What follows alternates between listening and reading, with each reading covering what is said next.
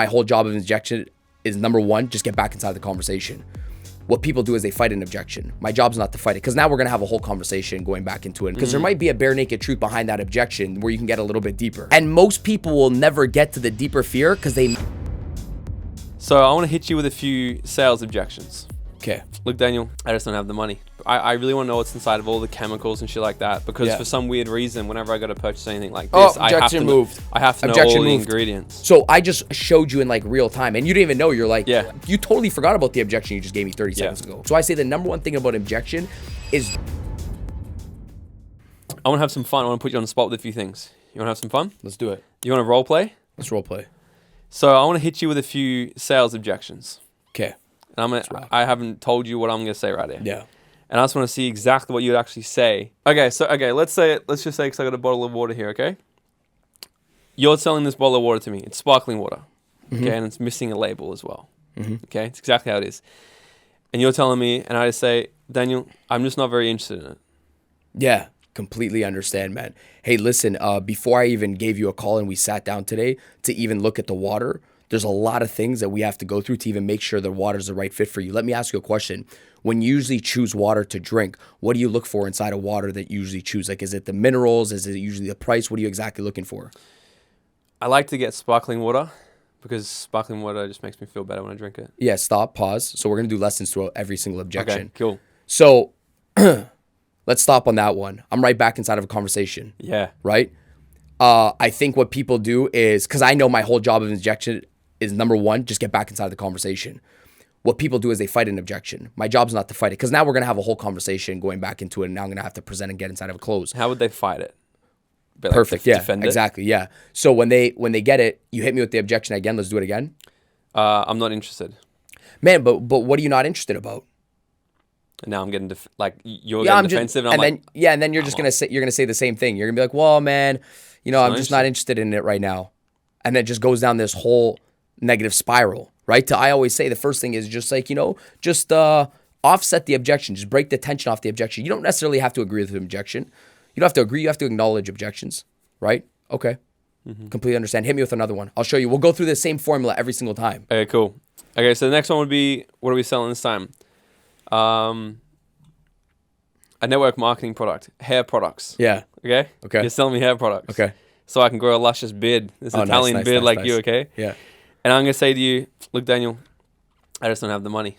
Yeah, completely understand. Hey, let me ask you a question. In the time frame of you raising the capital, first of all, is this something that you want to do? Did you want to get new hair products so you don't have to go to Turkey again and spend $5,000 on a on a transplant or some new hair? You rather pay the price today than pay the price in the future? Yep. Something you want to do, or you want to keep taking the flights out to Turkey?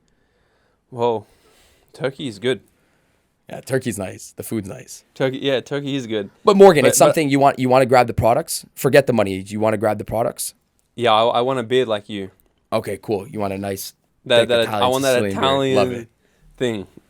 Perfect, man. Hey, listen, in the meantime of you raising the capital to buy the products, because the products only cost $500. And I know this, if I was sitting down with you right now, whether, you had the money or you didn't have the money, if you didn't think the products were right for you, you still wouldn't buy it. So I even know when you do get the $500 in a week to 2 weeks, whenever you get paid from your business and working like we were talking about in the beginning of the conversation, if these aren't the right products for you, you're still not going to buy it. You're going to go out to the club and spend it on Grey Goose, or go spend it on a movie, or go spend it on clothes. If this is not the right product that's going to fit you, you're still not going to buy it. So in the conversation today that we had about the products that are going to grow your hair, what were you still a little bit confused and skeptical about if these products were to work out for you? So I could just put it inside of an email. That way, in the next week of you raising the capital, you can look at what's inside of the product and make sure this is the right product change for you, and this is going to be the right lifestyle change over the next week. And then you can see yourself even selling these products and recommending it to other people, because that's also important. Was it a little bit more about, you actually using the product and liking the product, and you feel like it's worth it and you're actually going to use it every single day? Because if you're not going to use it, it's not worth it. Was it a little bit more about what's inside of the product? You don't know if what's inside of the product's actually going to work out to you, like, the science behind it, the keratin that grows your hair, or it's a little bit about, you maybe even recommending the products. You don't know how to use social media, or you don't know where to find people to recommend the products, and you don't have a system to do so. What do you want me to put inside of an email? That way, when I send it over to you, you can look at it and say, okay, I have all the answers. What can I put inside of there? You want me to answer it? Yeah, sure. We're in roleplay mode. What can you put inside of it? What can I just text you over? That way, when you're ready to join, you're confident to join. Yeah. Well, because when I go through, I really want to know what's inside of all the chemicals and shit like that. Because for some weird reason, whenever I go to purchase anything like this, I have to know all the ingredients. Moved. What did I say? Moved. What did I do? Objection moved. What did I You do? just gave me an objection about money. 30 seconds ago, you said, Daniel, I don't have the money to buy this product. Yeah. I just moved the whole objection to I don't have the money to I don't fucking know about the science of the product. And most people will never get to the deeper fear because they make money the issue. They pour gasoline on the money thing. Well, when do you get paid? And they make it the issue. But I'm like, well, how about if he's scared about the science? Or how about if he's scared about the referral and you're dealing with an objection that's not even the truth? The objection moved from money to you freaking saying, well, I'm not, certain about, the science behind the product. I use other products and it killed my hair. And now we're having a product issue and an objection issue. So I say the number one thing about objection is don't put gasoline on the first thing that they give you. Because there might be a bare naked truth behind that objection where you can get a little bit deeper, right? So I just showed you in like real time and you didn't even know. You're like, well, what do you mean? I'm talking about, I said, yeah, the objection just moved. You totally forgot about the objection you just gave me 30 seconds ago. Yeah. We're on a whole nother conversation. Just the ability to let your customer feel like they can exit the conversation. It's the most important thing. Yeah. Alrighty. We got another one here. So let's say you're selling me a car this time. Okay. And I'm going to say to you, because let's say it's a bigger purchase. You're selling me a $40,000, $50,000 car. And I say to you, let me think about this one. Yeah, 150%. So I'm going to go the exact same route that I went before.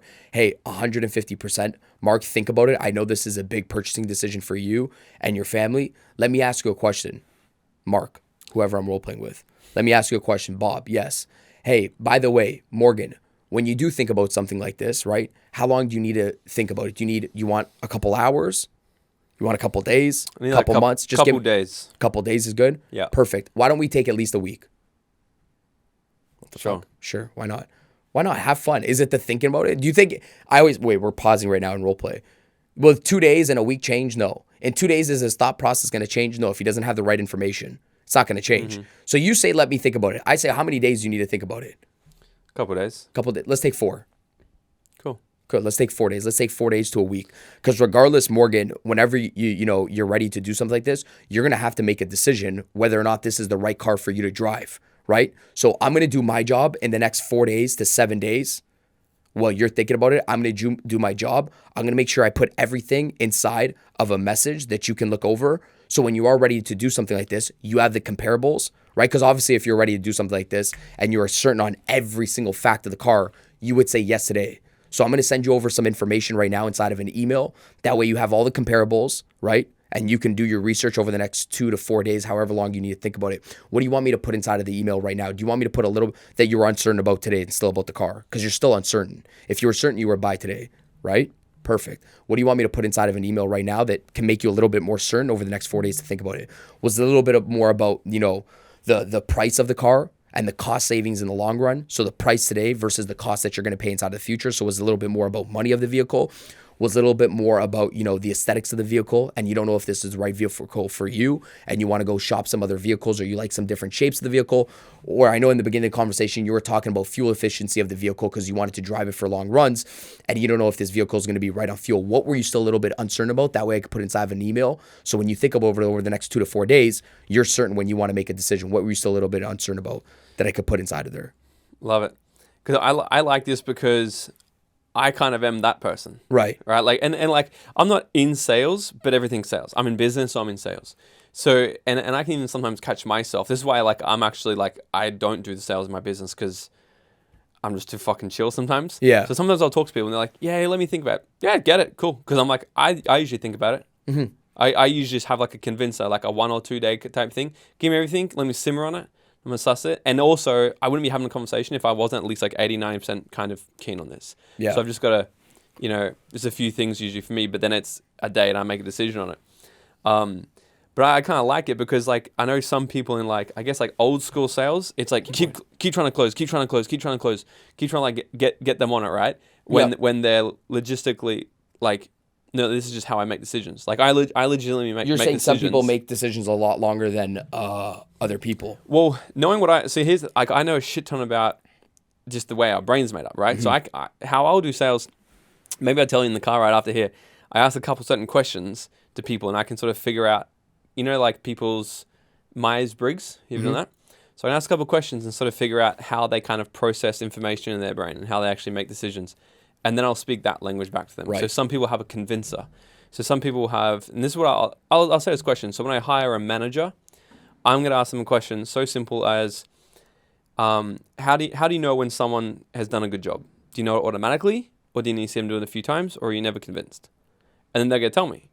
Like, I'm someone who's like, I just know right away, which so I don't make a good manager. A good manager might say, I need to see them do that. I need to see them do it 4 or 5 times. They have a 4 or 5 time convincer. So they need to see, like, so if I can ask a question like that, I'm going to know that what they're really getting to see is the proposition probably put to them 3 or 4 or 5 times. So it makes sense in their head a few times. Right. They may have to look at it a few more times. Instead of trying to close them straight away, I'm going to give them that space because they probably will give it to me, leave it with me. I'm going to run it over tonight again. And probably another time tomorrow morning. Great. I'm going to speak to you in 3 days then. And then it's like, it makes a lot of sense. He spoke to me at the perfect time. Right. Damn right I did. All right. Another one. What are we selling this time? Anything, bro. A house. Okay. Closing on a house. Good. I got to speak to my partner. Yeah. It's a house, man. Yeah. Kind of expect me to close today. So, every objection that you get, I think, is a reflection of what you could do better, because they're going to come up regardless. It's not like you're not going to, the weight is the weight. I always say inside of sales, the weight is the weight. We'll talk about the objection. It's like the weight doesn't fucking move. Like 20 pounds is always going to be fucking 20 pounds. You can't complain about 50 pounds on the bench press or 450 pounds on the bench press or 150 pounds on the bench press. If that's the weight that's on the freaking bench press, it's not fucking moving. It's there. It's 150 pounds. So you can bitch and complain that the weight's heavy, right? You can say, oh man, the weight's heavy, man. I'm just not fucking strong enough. Or you could just get fucking stronger. Life. Now, same thing inside of sales. You could bitch and complain about prospects always giving you objections. Hey, I need to think about it. I need to speak to my spouse. I don't have the time to do something like this. I don't have the money. Let me speak to my mom and dad. Send me over some information. I don't make decisions this fast. I'm not ready to do it right now. Can you send me over an email? You can bitch and complain all you want. But at the end of the day, you don't get better. You can't complain and make commissions at the same time. The objection is always going to freaking be there. And typically 9 times out of 10, it's a reflection of what you could do better inside of a sales rep. You can only complain or get better, but you can't do both at the same time. You can complain or make a fucking sale. You can't do both at the same time. Why am I saying this? Because when you just told me the objection, well, I need to speak to my spouse. Okay, great. What does it show me as a sales trainer or a sales coach? Hey, by the way, maybe this person maybe lacked authority, so they had to go to another authority figure, number one. Or maybe this person lacked qualifying in the beginning stage and they should have never sat down a 1-leg sit. They should only sit down a 2-leg sit, which is a husband and a wife, or a wife and a husband. And then they went through the whole presentation. They shot themselves in the foot. So it's a reflection of what you should have done. Because I say every single objection, there's like a translation towards it. Somebody says, I don't have the money. Good, your fault. You can't complain and get better. How's that my fault? Well, you showed them that they're spending money and not investing money, so they hit you with the objection, I don't have the money. I don't have time to do something like this. Perfect, your fault. You showed them that this is not going to save their time, or you didn't have a sense of urgency inside of sales, so they hit you with the time objection. I need to speak to my mom, my husband, my wife, my aunt, my uncle, my spouse, my mom, my dad, whatever the case is. Perfect. You fucking lacked authority inside of the sale, so now they were a little bit uncertain, so they had to go to another authority figure. I always say sales is a reflection of you. It's an inside game first before it's an outside game. You get better at dealing with the inside things first. Like, imagine if you lack urgency as an individual, then everybody's going to take their time with you. Like, if you look at somebody, like if you come into something and you're slow, then people are going to abuse your time. Of course, when you're on a phone call, hey, how's your day going today? Hey, by the way, we got about 45 minutes. I want to make sure we have an effective, communication with each other. Perfect. Now this person respects their time. So I'm not going to hit them with a time objection. I'm going to want to make fast decisions. I say you can't make slow decisions and ask a prospect to make fast decisions. It's always a reflection inside of sales. So usually it's an internal game, right? The spouse thing, couple things here that I see. Number one, it's like, okay, why'd you sit down and present somebody at home and do a whole walkthrough or do showings? And then clearly that they make a decision with somebody else, and they have to make that decision with somebody else. And you don't want to ever turn a customer into a champion salesperson. That's not their job. Like, I feel like sometimes we have these hopes inside of sales when we sell a product, offer, or service, whether it's a home, a car, shampoo, health shakes. It's like we have this hope that we're going to sell Jake, the husband, so well that he's going to go home and sell his wife or sell her husband better than we could sell them. That's called turning the prospect into the champion salesperson. I don't want to do that. That's not my job. I know for a fact the prospect is not going to outsell me. They're not going to do a better job of selling than I can do. So my job is to always get the person on the call because I don't want to turn my prospect into a salesperson, right?